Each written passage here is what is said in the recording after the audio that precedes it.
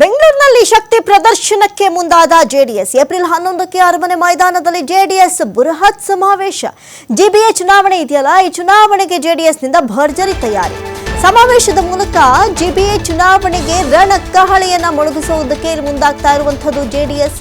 H D. Deve Gowda, H D. Kumaraswamy ನೇತೃತ್ವದಲ್ಲಿ ಈ ಸಮಾವೇಶಕ್ಕೆ ಈಗಾಗಲೇ ಪ್ಲಾನ್ ಅನ್ನು ರೂಪಿಸಲಾಗಿದೆ. ಜೆಡಿಎಸ್ಗೆ ಈಗಾಗಲೇ 25 ವರ್ಷ ತುಂಬಿದ ಹಿನ್ನೆಲೆ ಒಂದು ಕಡೆ ಬೆಳ್ಳಿ ಹಬ್ಬದ ಸಂಭ್ರಮ ಮಾಡೋಣ ಅಂತ, ಇದರ ಜೊತೆಗೆ ಶಕ್ತಿ ಪ್ರದರ್ಶನಕ್ಕೆ ಮುಂದಾಗುವಂತಹ ಮಾಸ್ಟರ್ ಪ್ಲಾನ್ ಇತ್ತು. ಬಿಜೆಪಿ ಜೊತೆ ಸೀಟು ಹೊಂದಾಣಿಕೆ ಬಗ್ಗೆ ಒಂದು ಕಡೆ ಒಮ್ಮತ ಇನ್ನೂ ಮೂಡಿಲ್ಲ, ಅದು ಹಂಗಂಗೆ ಇದೆ. ಜೊತೆಗೆ ಬಿಜೆಪಿ ಜೆಡಿಎಸ್ ಮೈತ್ರಿಯಲ್ಲಿ ಕೂಡ ಮುಗಿಯದ ಸೀಟು ಹೊಂದಾಣಿಕೆ. ಈ ಮಧ್ಯೆ ಸಮಾವೇಶದ ಮೂಲಕ ಸಂದೇಶವನ್ನ ಕೊಡೋದಕ್ಕೆ, ಒಂದು ಸಂದೇಶವನ್ನ ರವಾನೆ ಮಾಡೋದಕ್ಕೆ ಹಾಗಾದ್ರೆ ಇಲ್ಲಿ ಜೆಡಿಎಸ್ ಮುಂದಾಗ್ತಾ ಇದೆಯಾ ಎನ್ನುವಂತಹ ಪ್ರಶ್ನೆ.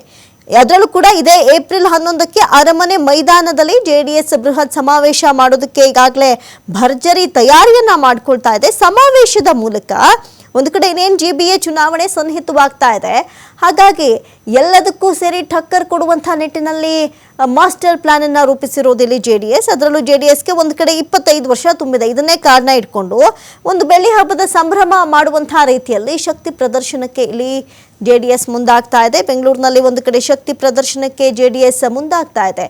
ಈ ಹಿಂದೆಯೂ ಕೂಡ ಇದೇ ರೀತಿಯಾದಂತಹ ಸಮಾವೇಶ ಮಾಡಿದಂಥ ಸಂದರ್ಭದಲ್ಲಿ ದೇವೇಗೌಡರು ಗುಡುಗಿದ್ರು, ಅಷ್ಟರ ಮಟ್ಟಿಗೆ ಅಬ್ಬರದ ಭಾಷಣವನ್ನ ಮಾಡಿದ್ರು. ಮತ್ತೆ ಅಂಥದ್ದೇ ಭಾಷಣವನ್ನ ಎದುರು ನೋಡಬಹುದು ಬಹುಶಃ.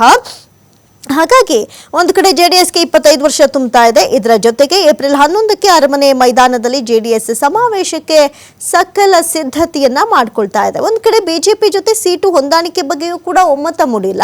ಇದರ ಜೊತೆಗೆ ಬಿಜೆಪಿ ಜೆಡಿಎಸ್ ಮೈತ್ರಿಯಲ್ಲೂ ಕೂಡ ಸೀಟು ಹೊಂದಾಣಿಕೆ ಮುಗ್ದಿಲ್ಲ. ಹಾಗಾಗಿ ಇದೆಲ್ಲದರ ವಿಚಾರವನ್ನ ಮುಂದಿಟ್ಕೊಂಡು ಸಮಾವೇಶದ ಮೂಲಕ ಸಂದೇಶವನ್ನ ಜೆಡಿಎಸ್ ಪಾಸ್ ಮಾಡೋದಕ್ಕೆ ಮುಂದಾಗ್ತಾ ಇದೆ.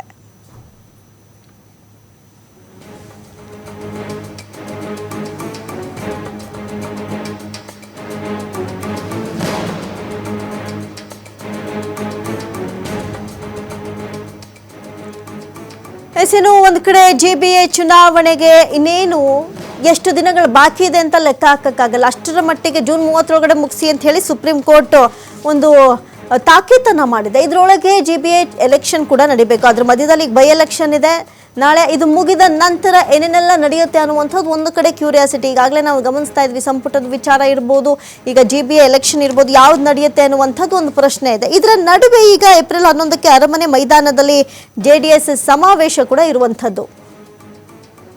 ಇದರ ಬಗ್ಗೆ ಮತ್ತಷ್ಟು ಮಾಹಿತಿಯನ್ನ ಕೊಡೋದಕ್ಕೆ ನಮ್ಮ ಜೊತೆಯಲ್ಲಿದ್ದಾರೆ ನೇರ ಸಂಪರ್ಕದಲ್ಲಿ ಪ್ರತಿನಿಧಿ ಸ್ವಾಮಿ. ಗಮನಿಸೋದಾದ್ರೆ ಈಗ ಬಹಳಷ್ಟು ಕ್ಯೂರಿಯಾಸಿಟಿ, ಒಂದು ಕಡೆ ಜಿಬಿಎ ಎಲೆಕ್ಷನ್ಗೆ ಸಿದ್ಧವಾಗ್ತಾ ಇದೆ, ಇದರ ನಡುವೆ ಜೆಡಿಎಸ್ ಅಲ್ಲಿ ಒಂದು ಸಮಾವೇಶವನ್ನ ಮಾಡೋದಕ್ಕೆ ಸನ್ನದ್ಧವಾಗ್ತಾ ಇದೆ. ಇದ್ರ ಬಗ್ಗೆ ಮಾಹಿತಿ ಕೊಡೋದಾದ್ರೆ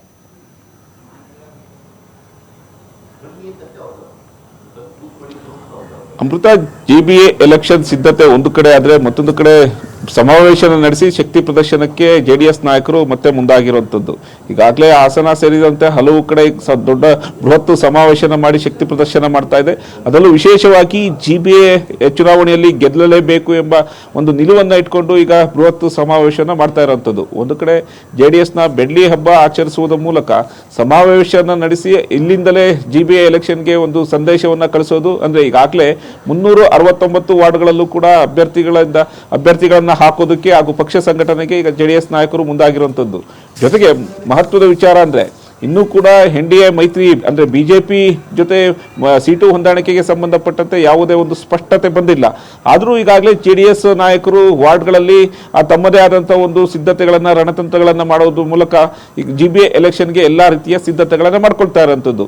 ಈ ಸಮಾವೇಶದ ಮೂಲಕ ಮತ್ತೆ ಕಾರ್ಯಕರ್ತರಿಗೆ ಹಾಗೂ ನಾಯಕರಿಗೆ ಕರೆ ನೀಡಿ ಜಿಬಿಎ ಎಲೆಕ್ಷನ್ ಅಲ್ಲಿ ಗೆಲ್ಲಬೇಕು, ಗೆದ್ದು ಮತ್ತೆ ನಮ್ಮ ಬೆಂಗಳೂರಿನಲ್ಲಿ ಶಕ್ತಿ ಪ್ರದರ್ಶನ ಮಾಡಬೇಕು ಹಾಗೂ ಜೆಡಿಎಸ್ ಬಗ್ಗೆ ಇರುವಂತಹ ಒಂದು ಹೇಳಿಕೆಗಳಿಗೆ ಸಂಬಂಧಪಟ್ಟಂತೆ ನಾವು ಈ ಎಲೆಕ್ಷನ್ ಮೂಲಕ ನಾವು ಉತ್ತರ ಕೊಡಬೇಕು ಎಂಬ ಸ್ಪಷ್ಟ ಸಂದೇಶವನ್ನ ಮಾಜಿ ಪ್ರಧಾನಿ ದೇವೇಗೌಡರು ಸೇರಿದಂತೆ ಕುಮಾರಸ್ವಾಮಿ, ಎಚ್.ಡಿ. ಕುಮಾರಸ್ವಾಮಿ ಕೊಡೋದಕ್ಕೆ ಎಲ್ಲಾ ರೀತಿಯ ಸಿದ್ಧತೆಗಳನ್ನು ಮಾಡ್ಕೊಳ್ತಾ ಇರುವಂತದ್ದು. ಅಂದ್ರೆ ಈಗಾಗಲೇ ಮೈತ್ರಿ ಹೊಂದಾಣಿಕೆ, ಸೀಟು ಹೊಂದಾಣಿಕೆಗೆ ಸಂಬಂಧಪಟ್ಟಂತೆ ಹಲವು ಬಾರಿ ಬಹಿರಂಗವಾಗಿ ಹೇಳಿಕೆ ಕೊಟ್ಟರು, ಇನ್ನೂ ಕೂಡ ಯಾವುದೇ ಸ್ಪಷ್ಟನೆ ಬಿಜೆಪಿ ನಾಯಕರಿಂದ ಬಂದಿಲ್ಲ.